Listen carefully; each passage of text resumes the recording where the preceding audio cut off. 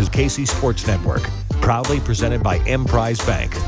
And we're back, another episode of the One We're Away podcast here on Kansas City Sports Network, brought to you by Emprise Bank. Our partners in Possible, member FDIC. Jordan Foote here, Joel Penfield tagging along with no Josh Kaiser. He is a little bit under the weather. He's not feeling great, so I believe we were talking right before we came on. I'm pretty sure it's hit everybody, Joel, and like your family got hit for a lot longer than I did myself or Josh's whole kind of house hopefully will. Yeah, hopefully Josh will be back next week for sure. He said his voice is shot and just can't do it. It sucks. This was an episode that he's been really looking forward to. We're right around that 40 game mark for the Royals at this point in the season, and usually a pretty good indicator of where the team is going to be moving forward. That's kind of the summary of what this podcast is going to be about. So I'm excited because I think there's a lot of good storylines to follow, at least through the first part of the year, and what we think is sustainable or unsustainable moving forward. 100%. We are going to jump into that. That's going to be the meat and potatoes of the podcast, but we do have a couple things to talk about that kind of tie into that, and then a little bit of housekeeping.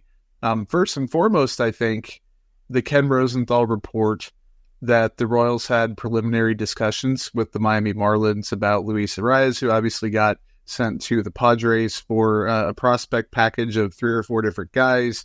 They ate his 2024 salary down to the minimum, which was mighty nice of him. Rosenthal said that the talks with the Royals never advanced beyond the preliminary stage. JJ Piccolo went on Cody and Gold to confirm that interest, but it turns out that deal was like in the works way longer than Kansas City could jump in. So, Joel, I think that this report and I guess the development, it sends a message, but I want to get your thoughts on that whole thing first. It's interesting that they were jumping on the phone to try and consider this when they found out he was available. That's noteworthy to me that they were willing to at least talk about that move. That we know there was some talks with Miami this offseason about a potential move that never came to fruition. So this goes back to JJ being willing to be more transactional, and this signals to me that they understand we have deficiencies in our lineup. Like we've talked about that ad nauseum. We don't need to hammer that point home. That's been well established. But to realize on May 6th or May 3rd, whenever it was that Luis Arias got traded, and go, hey, if this guy's available, we should make this move because it's going to make us better right now, because we understand we're a pretty good ball club, and this is a guy that is kind of the antithesis of what our lineup is. It's all bat to ball, a ton of contact, a ton of singles, not a lot of swing and miss at all. I think it would have been a perfect addition if they were able to make that move. Obviously, it didn't happen, but now it makes you think about, okay, if the Royals think they're in a spot where they can go and make a move to contend, that's where we're looking down the line in a couple of months, and we're going to talk a little bit about this later in the episode of potential targets for the rest of the season and moving forward, that they're serious about trying to make things happen this season and not just kind of use it as a kind of almost like a free roll with how significantly they've improved. Yeah, no, I agree totally. And you hit that towards the end there. It sends a message to me that not only are they trying to improve beyond 2024 with a lot of the moves that they either have made or are going to make, but they want to win now, and they do want to compete now. We'll talk later about the trade-off between how much you give up, how much you really want to push this season. Like, I think, frankly, that they're playing with house money pretty much, and like I wouldn't mortgage too much to go get a bite at the apple, so to speak, about this year. But to go after a player like that, it does send a legitimate message like, hey, this team does want to win. It wants to compete. It wants to inject that into the lineup. Luis Arias is a good player. That would have been an interesting kind of add to the team. I would have been intrigued to find out what they gave up for him if that would have happened. Of course, we'll never know what the packages or conversations would have been. But I do think nonetheless that it does send a message, Joel, as the Royals kind of jumped in the past week, 3-2 entering today's play. They are up 4-2 on the Milwaukee Brewers. I won't jump back and give a bunch of updates We've got kind of made fun of for in the past. I'm having them checking because when Joel and Josh talk, man, I'm like, well, let's check the score. Let's see what's going on in NBA. Let's do it. But two things really jumped out to me from the past week of Royals baseball. Seth Lugo had a really, really good outing on the opening day of the month against Toronto. 7 innings, 8 punchies, pitched really well. And then Daniel Lynch's debut after he got called up, 5 innings, he wasn't even great. And I'd say he was just solid, but it was a very, very much needed effort for him, albeit in a loss 3-2 to Texas. But those two things jumped out to me. Joel, do you have any additional thoughts on that? And then kind of what jumped out to you? They found ways to win in different ways and that's one quality I believe of a good team is you can't pigeonhole them into one way to win. And I keep going back to the Seattle example, that's the other team that I follow, but there's one way for them to win. There's one path, and that is our pitching needs to not give up more than 3 runs, and then we maybe have a chance. The Royals can break out and score 7-8 runs when they need to. They can come back and win games like we saw on Monday night. They can score late and kind of break games open like they did against Toronto. And so that, to me, is indicative that they are learning how to win and they're finding different ways to win, which I believe it's a more sustainable model for where they're at. So you talk about Seth Lugo. He was masterful in that game against Toronto, albeit the 1 home run to Danny Jansen. He was fantastic. They couldn't touch him. And then he had a really good start tonight against Milwaukee, gives up back-to-back homers early, settles in, and still gives the Royals 6 2/3. It's exactly what the Royals need. That's exactly what you signed Seth Lugo to do. And he's been everything that the Royals have asked of him and more. Cole Reagans was great last night. Looked really good in his 2 starts. There's just a lot to like with where the Royals are at. They really got punched in the teeth for the first time on Saturday, but didn't let it really affect them moving forward, and they found ways to stop those losing streaks from really increasing and getting bad, where last year you lose a game like you did on Sunday, though that would have lingered into like a 4 or 5 game losing streak. It didn't turn into that this year for them. They turn right around. They find a way to win that first game against Milwaukee and are currently winning right now. So they're bouncing back a lot quicker, which again is a hallmark of a team learning how to win and find a confident team. Yeah, and before I jump over to transactions quickly, just the thought, and I think I said something like this last week, but didn't express the math behind it. If you have a game like that 1 time a week or 1 time every 2 weeks, where in last year you're guaranteed to lose, and now this year you're more than likely going to come back and win or hang in it and win or whatever it is, you do the math, people. They don't play a 5-week season or a 10-week season. These guys are playing ball all year long. For the bigs, it's 162 games. You get 10 of those, it does make a massive difference throughout the year. So big time for the Royals. And before transactions sold, do you have anything to cap off that? Yeah, I was going to say, I think it's been funny to watch the emotional roller coaster that fans are on once again, which I think means that people care and that the team is kind of back, so to speak, that people are paying attention and riding high with every win and low with every loss. It was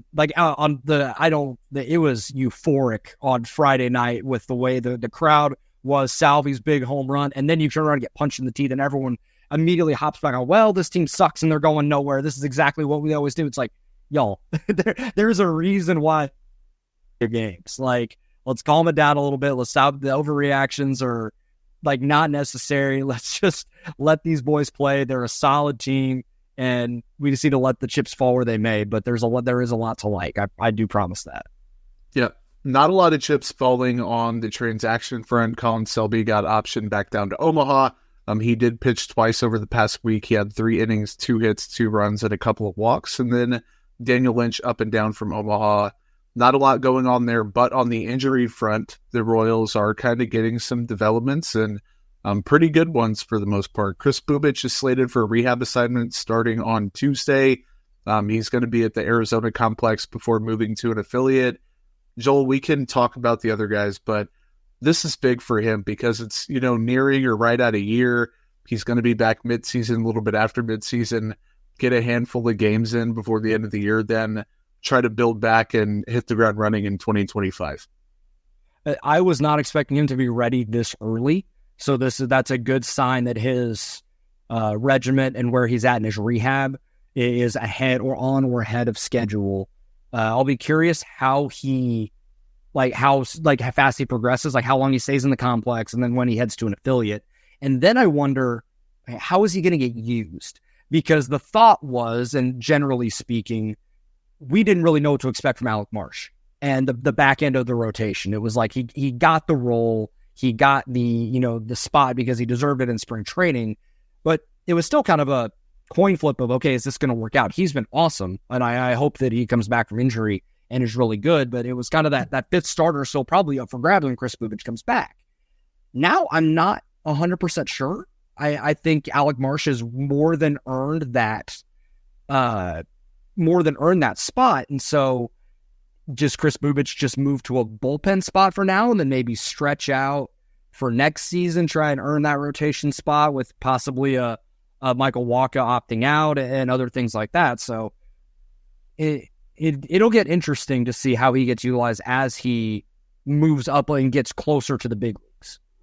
Yeah, absolutely. And especially, we don't even know how good Chris Bubic really is. Like, is he the guy that started before he got hurt and looked good? Or is he the guy that we saw the year before? Like, there's so much unknown with him. And I think the Royals put themselves in a good spot this year where the rotation has been so good that they don't have to count on him for anything now or later, preferably, which is good. They also haven't been counting on, or no, I guess they have been counting on this guy. I can't skip too far ahead. Alec Marsh, they have been relying on. Luckily, Daniel Lynch came in and saved the day, so to speak. Marsh did have a rehab start on Sunday in Omaha. 4 scoreless, 1 hit, 6 strikeouts. He looked good. He's going to be back right after the rehab stint's over, I guess the IL stint. Carlos Hernandez and Jake Brentz they're trying.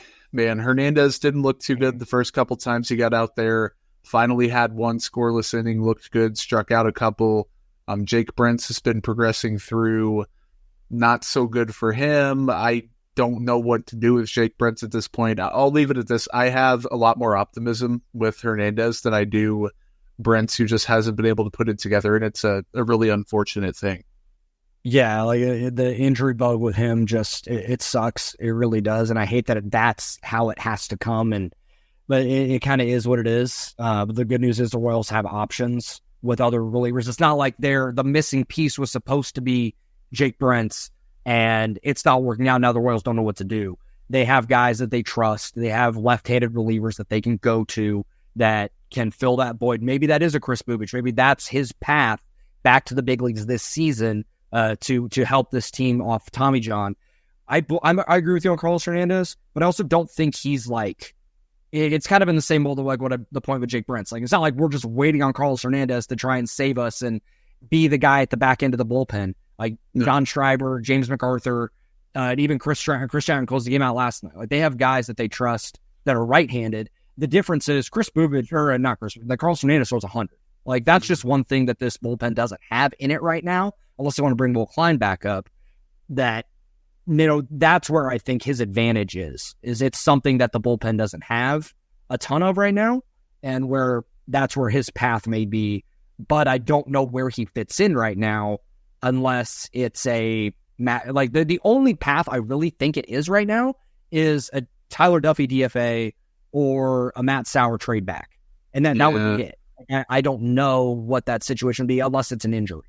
And I'm not trying to account for that right now. Yeah. No, we're going to do a lot of math and hypothetical and what's real, what's not, right after a quick break. We'll be right back. We appreciate you supporting KC Sports Network by listening to our podcast. You have helped us become the highest-ranked Chiefs podcast network in 2022 and 2023. And don't forget about our daily Substack newsletter, the best written analysis you can find on the Chiefs straight to your inbox every day. kcsn.substack.com. One Royal away, Jordan Foote, Joel Penfield here. Josh Kaiser was not feeling terrific for this week, but he was nice enough to give us quite a bit of help for planning this week's episode. Really impressive stuff from him. Joel, we are going to dive into some self-proposed narratives like we've either seen or maybe we believe in them, kind of decide what's real, what's not. But Josh did give us a handful of numbers that I wanted to rattle off right off the bat about this team so far. Of course, entering Tuesday's play as they are facing Milwaukee. The Royals were third in the bigs with a plus 45 run differential. They ranked 14th in runs per game. They were second in runs per game allowed by the pitching and defense. Speaking of the defense, number one in defensive runs saved, second in UZR per 150, third in outs above average. The problem, and really the most alarming thing with this team right now, Joel, you've mentioned the bottom of the lineup. Part of that's the outfield, 27th in wins above replacement, according to Fangraphs. They have two guys in the positives, barely, one guy sitting in neutral because he hasn't really played enough, and then multiple guys in the negatives. I'm not surprised by really anything that Josh sent. I think that kind of jived with what I've watched this season. I didn't think they were quite 27th bad. I thought they'd be like 23rd bad. If you're not good, you're not good. But any immediate thoughts that jump out from that kind of list of no, this is almost exactly what I've thought, and without really looking at the numbers a ton. And they have the best defense in baseball, which is going to win you a lot of games, especially playing in the park that they do. They've pitched their ass off pretty much all year in the rotation and in the bullpen. The offense has done just enough, and they're still winning games with the offense being very hit or miss, no pun intended. If that levels out and they're better than what I think they are, because I think they're better than the 14th best offense in baseball. Like, I think they're closer to probably 10 to 12 at their peak, which is totally fair, and I don't think that's looking at this through rose-colored glasses. And the run differential, they're still, like, the reason the run differential took a huge hit was just that one game against Texas. And they're winning a bunch of one-run games right now, but they're still at a very good place. And again, it contextualizes where they're at and how they keep winning. They're finding ways to win games, and when they're losing, it's usually pretty close. It's 1 to 2 runs. And that's usually indicative of a solid team that's able to keep themselves in games. So, and yeah, the outfield stuff is not surprising. Again, we've kind of hammered that point home for a couple of weeks. I don't need to go further into that.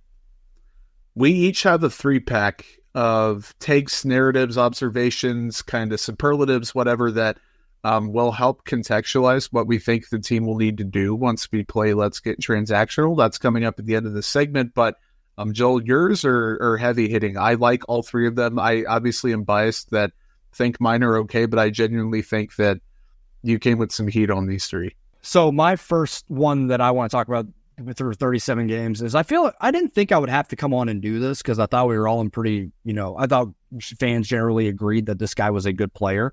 I didn't think I would have to come on here and defend James McArthur's honor after his first bad game in basically his entire time as a Royals closer.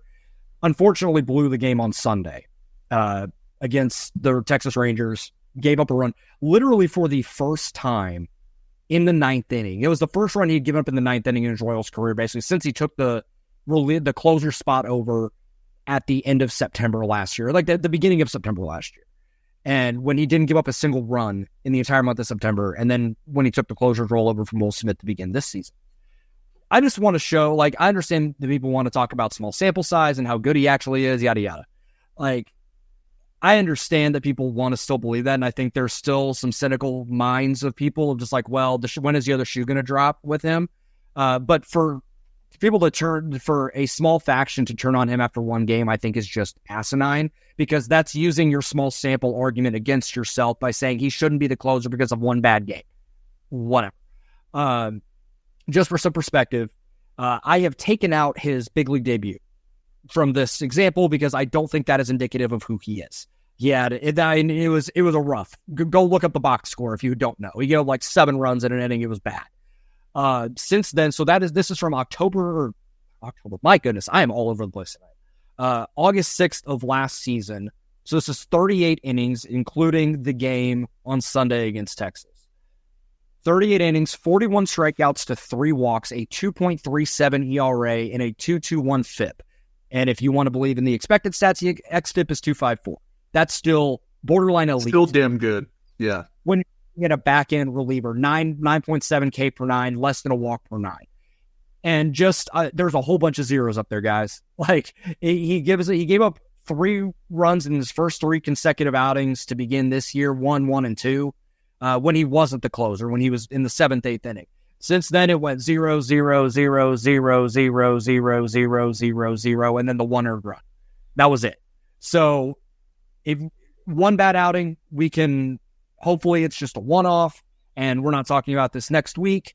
I think he is a very good back into the closer bullpen. You can always improve the bullpen. That is not, I don't want to dismiss that argument.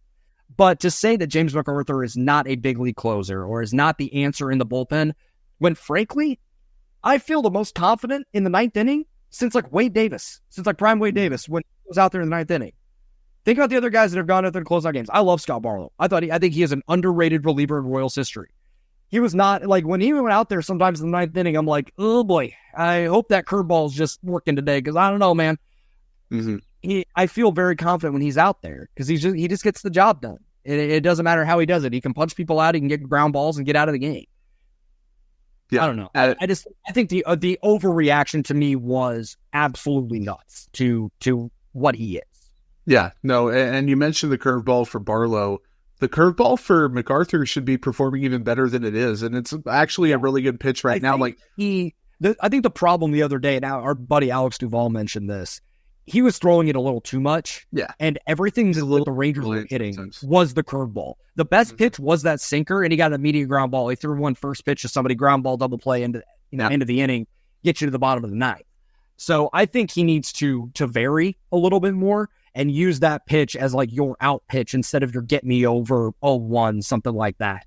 That could be the only change, but that's minimal. Like still, the sinker is still a solid pitch. The curveball is borderline elite, if not, very, very good. So I think that's where we're at with it. That was the only other point I had. Like, he's top 5 percentile in whiff rate, walk rate. The numbers are all good for the most part. Like, the problem also is, and this is going to be something we bring up with other parts of this segment, who else do you want to do that? You want it to be Carlos Hernandez when he gets back? Okay, like maybe, but like not really. I think it's James MacArthur or nobody right now until proven otherwise. And the fact that we had to do 4 minutes on whether he should be the closer right now is like pretty ridiculous, I think. Yeah, like if you want to say like on the day when MacArthur's unavailable, you want to send John Schreiber out there for the 9th? Go for it. Yeah. Like, yeah, Johnny Leverage, absolutely. Which, by the way, great nickname. I love that. And in a pinch like last night, Chris Stratton, it was a little sweaty, but he has experience closing games at the big league level. So that's fine. But your number one with a bullet right now should be James MacArthur and then John Schreiber, and then hopefully you don't have to rely on anyone else, frankly. So we both vote real for James MacArthur being a good closing option for the Royals. 100%. All right, I want thoughts on this one. Your second one is probably my favorite out of this entire thing.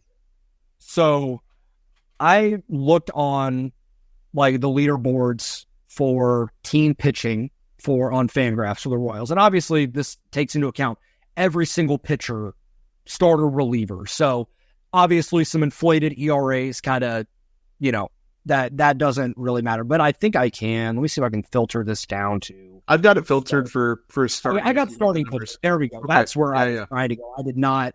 I just didn't filter it down. That was my mistake.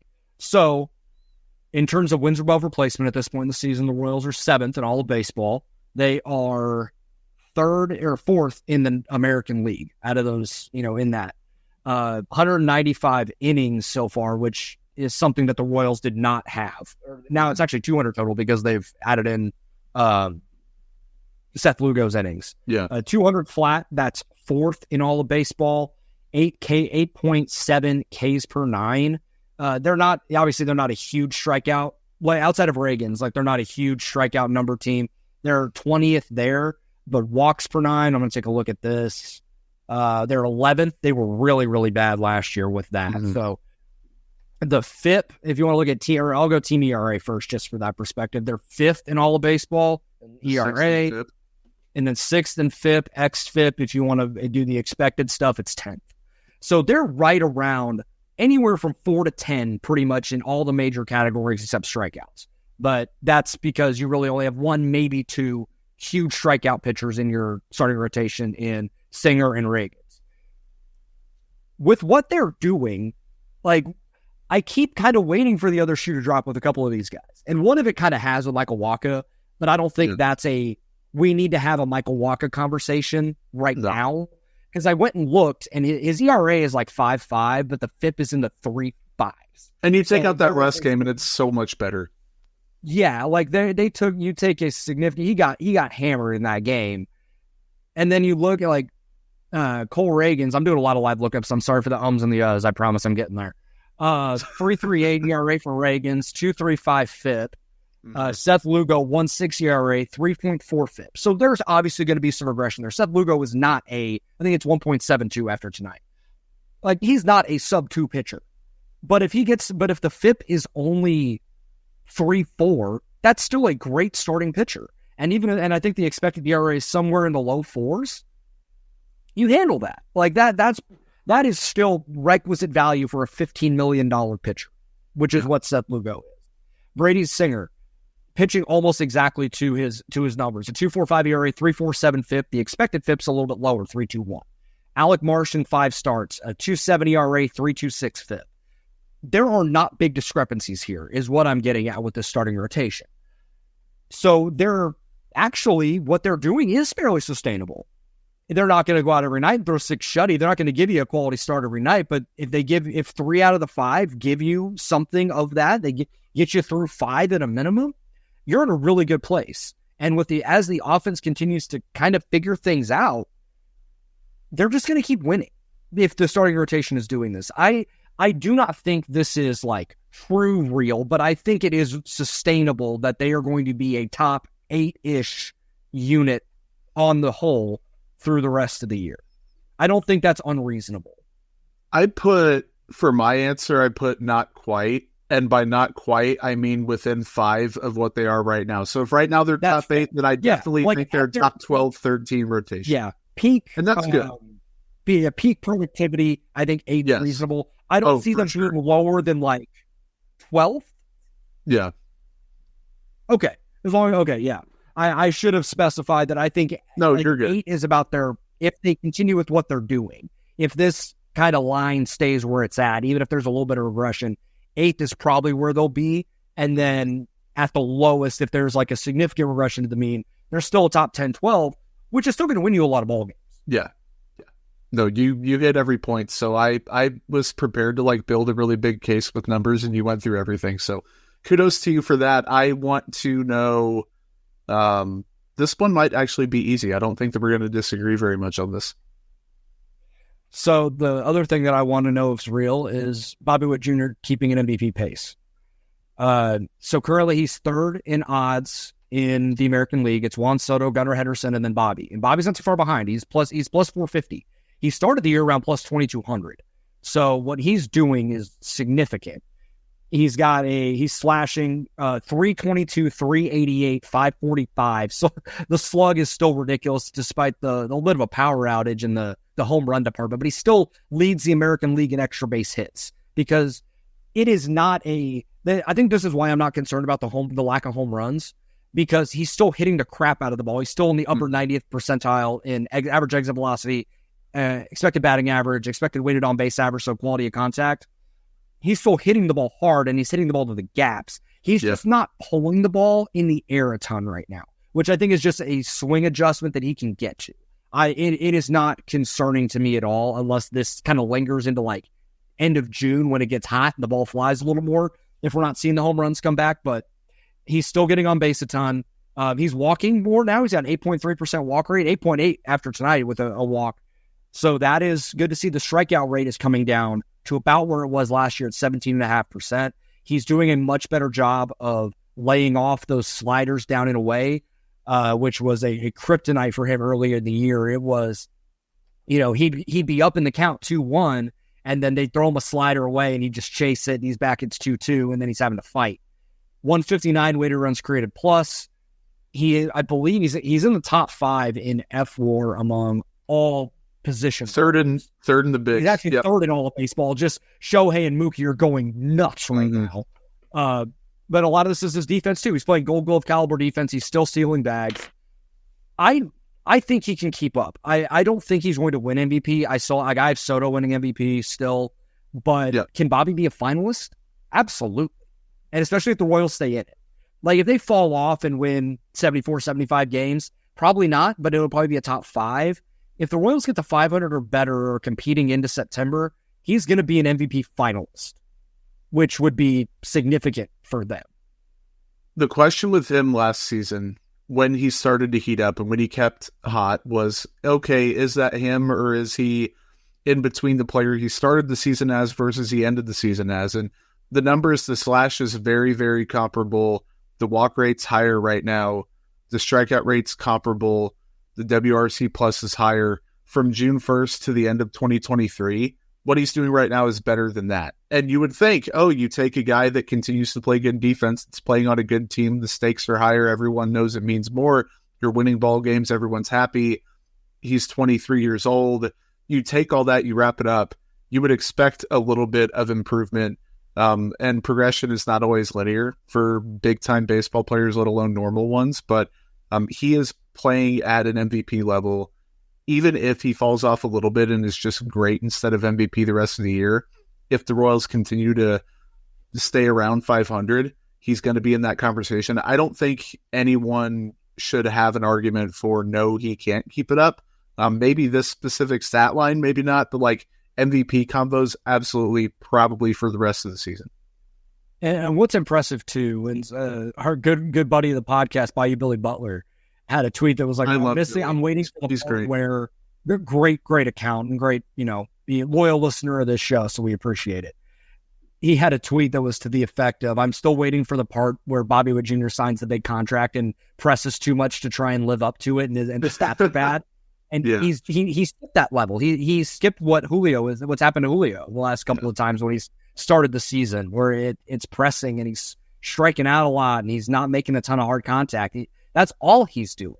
He has, I said, if there's another gear, he's an MVP. And it seems like he's getting to that, and he's not even I don't even think that gear is turned on yet, which I think should be terrifying for the rest of the league. I've got a guy who's turned up a few different gears here. I have Salvador Perez career renaissance as my is this real or not. He's posting similar numbers to that 37 game sample size in 2020, and he's played essentially the same amount. So I think that's interesting. Strikeout rate lowest it's been in a decade, walk rate highest it's ever been. He's made some tangible changes at the plate and on defense that I think are intriguing. He's pulling the ball a hell of a lot more. His launch angle's up. He's getting the ball in the air more.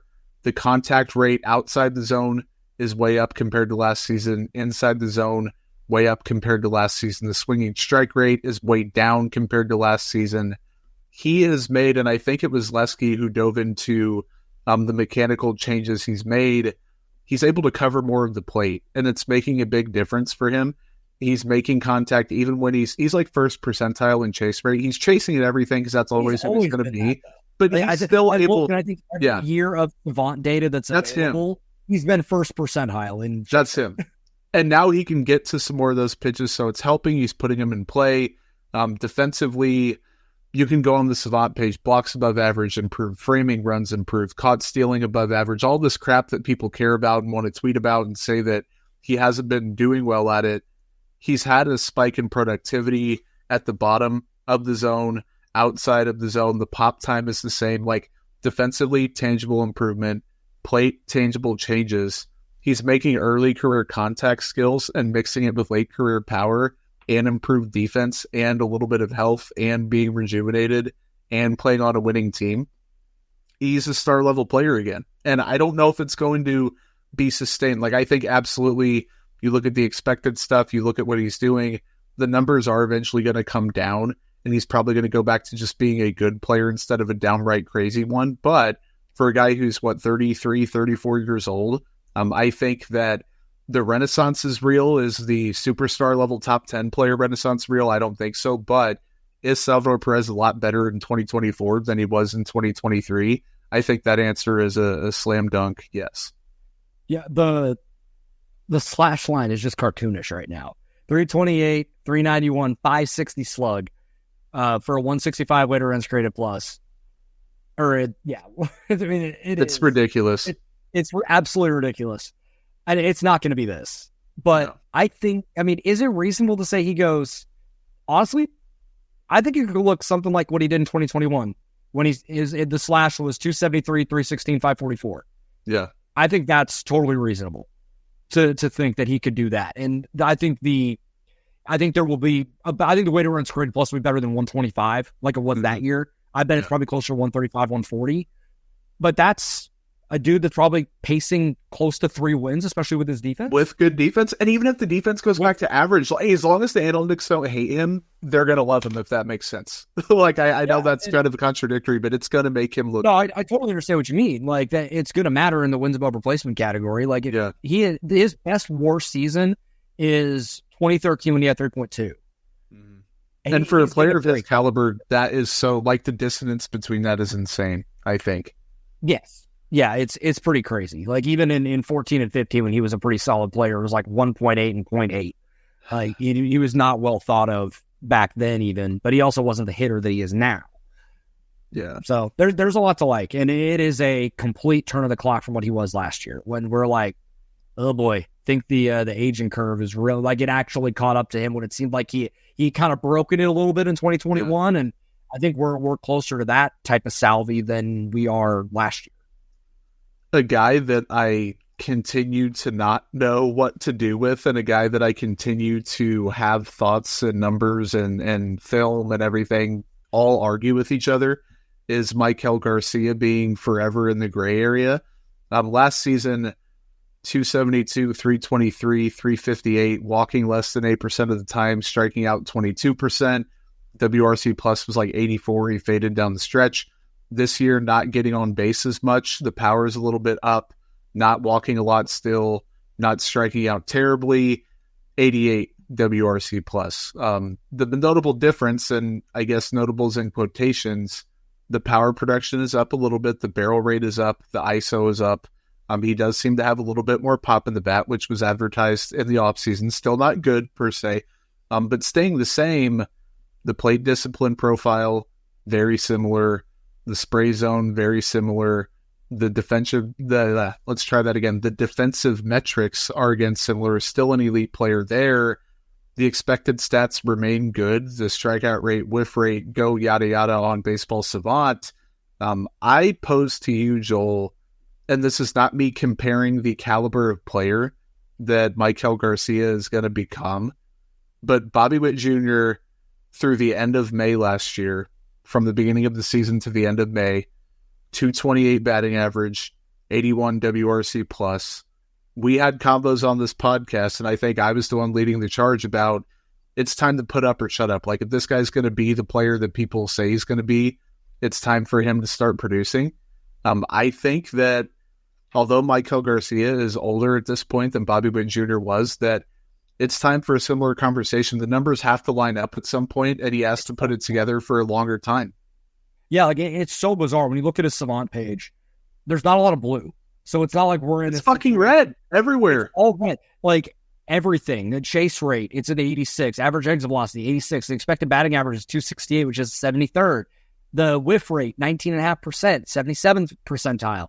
Base running value is great, 97th percentile, that's above average. So he's a great defender. I think it's this, and this is not a unique thing. I'm going to reference my buddy Alex Duvall again, who talked about it on World Weekly this week, where he said, like, and I'll take it in my own way. Biggie Smalls once said, "Don't get high on your own supply." The changes that Maikel Garcia made this offseason was, I'm going to try and catch the ball out front a little more and try and get some of that raw power that's there because I hit the ball really hard. And that was what he did last year. Even without a ton of power production, he still hit the ball hard, just on lines more. And I think sometimes he's trying to do too much of that and is getting away from what made him great last year. What we thought was going to make him great. Elite bat-to-ball skills, and it's going to spray line drives everywhere. Sure, catch the back underside of the ball, hit it with some backspin, get underneath it and go. Sometimes, sure. But it's not going to be a huge part of his game. I think he's trying to make it a huge part of his game because he knows that he can get to it because he hits the ball so damn hard and barrels it up pretty consistently. But I think it's taking away from the approach that made him really good last year. So I'll be curious if there is any adjustments moving forward for him. Yeah. A pitcher that I think hitters are probably trying to figure out how to adjust to is John Schreiber, the Johnny Leverage, as you brought up, the awesome nickname, by the way. Was that Jack Johnson that came up with that? Oh, it was either Jack Johnson. I know that Jake Eisenberg mentioned it. Okay, gotcha. Came up to it. I'm going to be at the game tomorrow, so I might see if I can talk to Jake and see if that was his origin. Sick. Absolutely awesome. The season ERA is 1.10. Doing well, exit velo, barrel rate. Like, he doesn't give up a lot of hard to hit contact. The sweeper has been excellent this season. He's implementing a cutter 14% more than he did last season. That has been working. Inducing ground balls, cut back on walks about half compared to last season. The problem is he doesn't get much swing and miss. The expected numbers indicate he's going to regress soon. The four-seamer isn't very good. I think we're in a similar conversation here to James McArthur, just on a lesser degree. The other candidates, my question is he the most reliable non-closer? Angel Zerpa, no. Chris Stratton, not taking him over Schreiber. Nick Anderson, Matt Sauer, Will Smith. I think the answer is yes, and it's not to say that Johnny Leverage is fantastic, but I think the answer to can the Royals trust him and should they more than anybody else that's not named James McArthur, I think that answer has to be yes. 100%. Okay. What he's done this year is beyond any expectation that I had for him. I didn't know how they were going to use him, and the fact that they use him in this way where it's, all right, you're our couple runners on, we need you to get a ground ball, get us out of this, or you're a setup guy for James McArthur. He's thrived in it, and it seems like he really likes Kansas City. I heard them talk about that on the broadcast recently, that like he's I think it was Mike Sweeney brought it up, that like he's talked about making Kansas City home, like with his family, like in the off season and like long term, which is cool to see. You'll love to see that. Also love about him, he pitches with a fire and an intensity and an emotion that is like that. You need guys like that in the bullpen. That's kind of the Amir Garrett vibe, but he's better than Amir Garrett. Whereas just you need that kind of firecracker guy coming out of the bullpen that's going to pitch with some emotion, some fire, and go. I really like what he's done. And even if he regresses a little bit, I don't think it's going to be so significant that it's a detriment and that you can't use him. He's been so good to this point that even if it's a little bit, it takes a slight step back, it's not going to kill the bullpen. I don't think. Yep, big agree. I'm excited to play this. I'm very, very excited to play. Josh came up with this game. Let's get transactional. He came up with a grid of different position battles, the players that can fill those, what it would potentially cost. And he gave us some low cost options, a medium cost option list, and then a high cost option list. We have to pick one player from each category or none at all, beginning with the low-cost option. Our utility man is Nick Senzel. Jesse Winker is the right fielder. Michael Conforto is the DH. Did I not read that correctly? You're going up and it's left to right. Oh, duh. I was like, Josh, this doesn't make any sense at all. Oh, my gosh. So it's a grid going left to right. So that makes so much more sense. I was like, dude, this doesn't add up at all. Okay. So for the utility roster spot, in the internal option we have is Nick Lofton. Okay. The low-cost option, which is basically a one-year rental, rental for the last half of the season. The trade package is something to the effect of Austin Charles and Tyson Guerrero. Gotcha. We get Nick Senzel for that option. So keep the low-cost option in mind. Yeah. Then Red Hefo, then Jazz. Median cost would involve Ben Kudrna, Noah Cameron, Luca Tresh. That's about 1 to 1.5 to 2.5 controlled seasons. That would be Luis Rengifo for the utility option for the Angels. Mm-hmm. The high cost option he has as Carter Jensen, Mason Barnett, John McMillan. That's 3+ control seasons. And we have that option for utility as Jazz Chisholm for the Miami Marlins. In this scenario, I actually just like Nick Lofton. Yeah. Like, I've never been a Nick Senzel guy. He just can't stay healthy. I don't want to risk that. Mm-hmm. I kind of like Luis Rengifo, but I just don't know. And Jazz, I like the idea of Jazz, but actually having Jazz on the team, I don't know, because he's exactly like a lot of the Royals hitters. He's going to swing a ton. He's not going to walk a lot. Sure, there's some power, but there's also a ton of inconsistency, and he gets hurt a lot. I made this so much harder on myself than it needed to be, because I thought Josh was making us pick one low-cost option from the entire group of low-cost option people. So I was like, man, I have to like make a case against 5 of these guys and then pick the 6th one or 7th or whatever. That changes my math a little bit, because I was going down the list. It was like, man, I'm only able to pick one of these guys. I was looking up everyone's contracts. I was looking up everyone's stats. A lot of prep probably down the drain. With that said, I think I'm also taking Nick Lofton now that I have the board lined up the way I thought it was supposed to be to start. I think just him, the prospect profile is still technically there. The defense is solid. The Royals haven't given him like a very true chance yet. I don't think long-term. Mike Massey's still there, entrenched at second base for the time being and playing pretty well at that right now. I would just keep Nick Lofton. He's young. He's cost-controlled, long-term and short-term. I like what he brings to the table, and I guess I don't like the rest of the options there. The right field? Right field. So the internal option is Drew Waters. That's a given. The low-cost option, Jesse Winker from the Washington Nationals. Medium-cost option, Taylor Ward from the Angels. And the high-cost option, Joe Adell. So we're just pilfering the Angels. Look at right now. Given this one, I really like Taylor Ward. It's right-handed power. He's had 4 seasons with a decent sample at the big league level. He's a little older. He's 30 this year, but 110 WRC plus in 65 games in 2021, 137 with 23 homers in 2022, 97 games last year at a 107. It was down a little bit, bounced back a little bit this year, 117 weighted runs created plus. He can play corner outfield. He can play some third. You kind of move him around a little bit more, but I think that's, and I believe you have him for a season and a half. So I think that would be one I think would fit pretty well. Just because it's a more established player. He doesn't strike out a ton. He also doesn't walk a lot, but that kind of fits the Royals. I think it's just because I don't know if Drew Waters is a guy. I don't. And I know he's doing really well in AAA right now, but he just hasn't put it together in a enough of a sample that it's like, I just don't know. And I think Taylor Ward's a little bit more of a known commodity that I think you can plug into right field and feel pretty comfy. I would go the same. I think I would go Ward as is number 1. Winker with a new contract, number 2. If not that, Drew Waters, and then that's it. Because if Winker, you're only getting him under the current deal, free agent after this year, 31 years old. It'd be a short-term pack, 2 years probably. I'd go Ward probably as well, and the profile, Kudrna being so far down in the minor league system still, it's not like he's in, AA pumping and on the doorstep of the big leagues. It's not like you're parting ways with that. So I'm with it. DH is fun.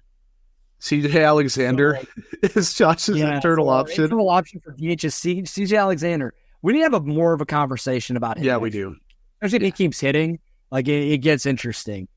Our low-cost option was Michael Conforto with the Giants. Medium-cost option, Ryan McMahon of the Rockies. And then high-cost option, Gavin Sheets. And that's just because he has multiple years of control with Chicago White Sox.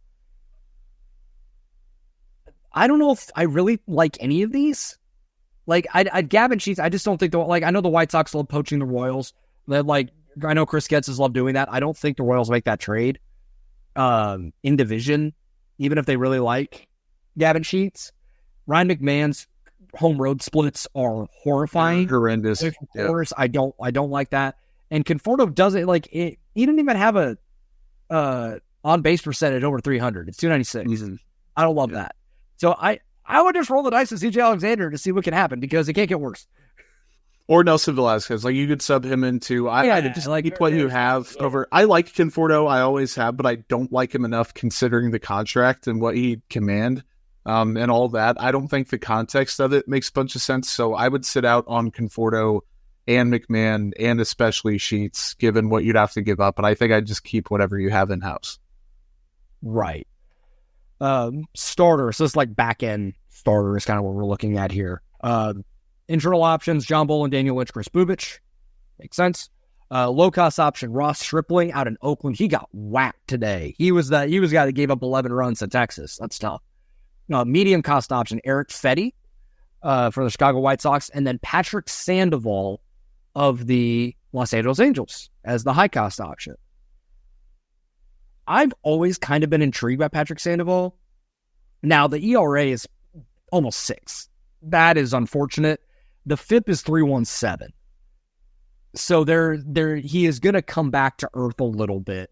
It adds another element with a lefty, and he's going to have a few years and 3+ years of control. I think he'll have 3 exactly. I would consider it if he does come back, if the ERA comes down a little bit and some of those underlying numbers match up with what we're seeing right now in June. I might pull the trigger on that. I would at least consider, especially if the Royals are still in a spot where they might need, like if Walker's still pretty struggling a little bit, or Marsh comes back to earth and regresses a little bit, and you need to get a more established guy in there as your 4th or 5th starter. That would be one that I think is very intriguing for not just this year, but beyond. I think right now I would stand pat. If this was a slightly different list, and I know that these are all accurate, probably representations, I just am not very high on either of these 3 guys. I think that seeing what Daniel Lynch can do, waiting on Chris Bubich, the Royals aren't going to win the World Series or even probably a playoff game or maybe even make the playoffs this season, so I'm not in too much of a hurry. I would just sit on what you have and go from there, and that might be the last time I say that for the rest of the show. So I think that that's good. Late inning relief pitcher, Will Klein is our internal option that we have, and I think that one makes sense. Low-cost option, Michael Kopech, because he has 1 year left as a reliever. Hunter Harvey, who is with the Washington Nationals, fireballer back there as medium cost, and then Camilo Doval of the San Francisco Giants as the high-cost option. I don't think they're going to break the bank for one of these. Hunter Harvey is intriguing because it is mid to upper 90s. With a solid breaking ball 1.56 FIP this season. But I think I just rolled the dice with Will Klein. Honestly. Like, I understand you want to trade your relievers, you want to invest in that bullpen, but I kind of like the internal options that they have to improve. I don't think they need to do too much externally. At least right now. I think Will Klein you keep and you sub that name out for somebody else and you make it Camilo Doval. I just really like him. I had 2022, he was good. 2023, he got better. 80th percentile or higher on Savant in like 8 different things. 90th or higher in 4 of them. Good K rates against both sides of the plate. The whip gets better in the second half. The FIP gets better in the second half. The walk to strikeout ratio gets better. The home runs allowed. He is a second half player. You need a guy down the stretch to keep improving. That is him. The slider this season, he's leaned into it a lot more. It's got tremendous results. That fastball, the cutter is fantastic. 26 years old, 2 options left, ARB eligible next year, not a free agent until 28. I would give up a lot for him, and I think that would be a splash move that says like the team means business at the expense of preferably a guy not named Will Klein, and then obviously that high cost. Yeah, like I think the cost for a guy like that does turn me off a little, but I do like the idea of Schreiber for the 7th, MacArthur for the 8th, Camilo Doval for the 9th. Like that would be really nice. Like it would not be HDH levels, but it would be, if we're winning 3-1 in the 6th, like good luck, y'all. Which is really fun for August and September baseball. Middle inning reliever, we have Carlos Hernandez as our internal option, John Brebbia, we have with the White Sox, Luis Garcia as the middle cost option, and then Mitch Spence for the that's an interesting pull. I was shocked when Josh put that there. Yeah, he's with the Oakland A's, 2.81 FIP. Been pretty solid this year. Oakland's probably going to wheel and deal again this year, but they're a little sneaking good. They're sneaky, not sneaky. Wait, they're sneaky, not. They're sneaky. Yeah. And go there. Okay, cool. Yeah.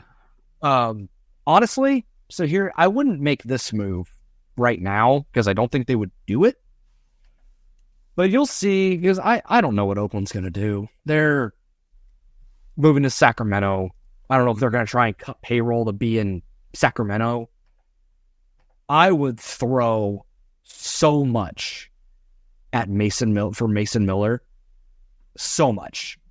Like that would like if you want to go and like really make a not on the list. Not on the list. Don't cheat. I know he's not on the list, but that would be the move. I don't think it's a fair point though for me, but it would be this offseason. You want to make like a splash to fortify the back end. That would be the one I make. Yep, I'm totally in agreement. Left-handed relief pitcher to round this one out. Thank you, Josh, for putting this up. This has been a lot of fun. Yes. Walter Pennington was our internal option. I want to see Walter Pennington in the big leagues. I think he's earned it. Tanner Banks, I believe he's another White Sox. Taylor Rogers with San Francisco Giants, kind of funky. And then Eric Miller was the high-cost option, 3.84 FIP this season. I don't know, man. I think I'd just roll the dice with Walter Pennington. Maybe go get Tanner Banks, but I don't know if I would do a ton. Like, this is not me trying to kind of, again, rose-colored glasses it with the bullpen, but I think, like, the internal options they have, I would rather just hold on to and try and make it work, because I don't think it's, like, a detriment because they have enough of a bridge to get to the ninth inning that they're probably in pretty good shape. And I think that this is a good microcosm of the entire show and our thoughts on the team, at least my thoughts on the team, definitely. They're not in a position this year where they need to be making a win-now move. If you can get a guy like Camilo Doval or one of the aforementioned players and you think long-term it's a good move for you, by all means make it. But the Royals are playing with house money, essentially, right now. I know some people are going to be pissed off by me saying that, but I didn't expect this team to sniff a playoff spot. Most people didn't expect this team to sniff a playoff spot. Hell, they could still win only 75 games, and I think a lot of people would be angry, which would be really a representation of how good they've started off and how solid they look right now. I think that me answering I would stand pat with what they have for a lot of these kind of is a testament to we still don't know some stuff about this team. And really, Joel, you mentioned earlier waiting for the other shoe to drop. Sometimes that other shoe could be Will Klein turns out to be really good, or Nick Lofton turns out to be good, or this guy sucks. We don't know either way with some people. So I would stand pat on a lot of them. The select few that I would make a move for, and it makes it a hell of a lot easier when I have 3 options to choose from instead of, hey, you have 7. You can only pick one, like some dumbass read at the beginning of the segment. But it was good. That was a good game. The trade deadline edition would be fun. My God, James McArthur just blew it. Oof. You jinxed him, buddy. I totally did, yeah. Gave up a 3-run homer to Willie Adames. Ooh, buddy.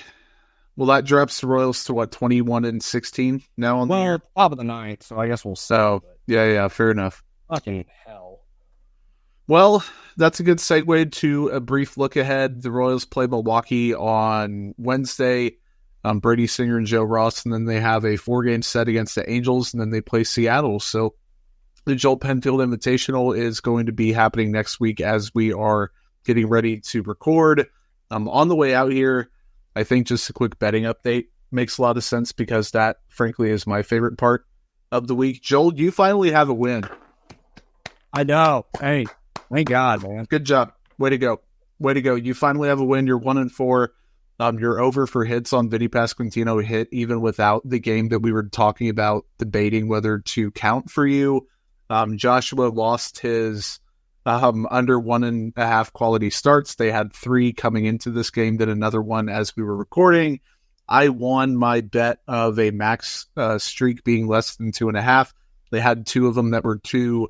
Nothing crazy. Joel, what do you have this time around? So I have Brady Singer going over 6.5 strikeouts against Seattle. Seattle leads the league with strikeout percentage 28%. Brady Singer's going to strike out probably 7 or 8.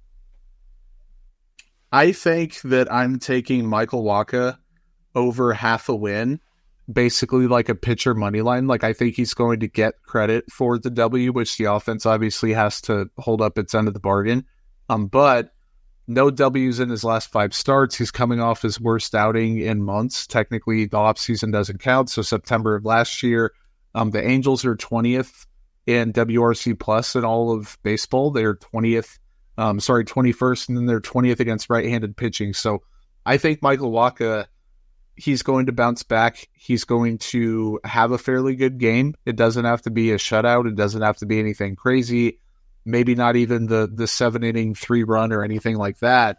But I do believe that he's going to bounce back. He's going to get credit with a win, and the Royals are going to take the dub on the 9th against the Angels. I like it. I think that we got a 500 week. You want to toast game it real quick? Yeah, I'll toast game to Michael Massey as mine. He's played really well since coming back. 294, 308, 529 entering the game on Tuesday. Since the 30th of last month, 9 hits and 24 plate appearances. He has 3 home runs. He's only striking out 7.5% of the time so far this year in 15 games. Now, he only has 1 walk, but still making good contact, making hard contact. I've been critical and skeptical of Michael Massey at pretty much every step of the way so far, especially the past year or so. He's shut me up big time so far and done a very good job. So everyone's watching to see if he can keep it up. But for now, toast game to Michael Massey.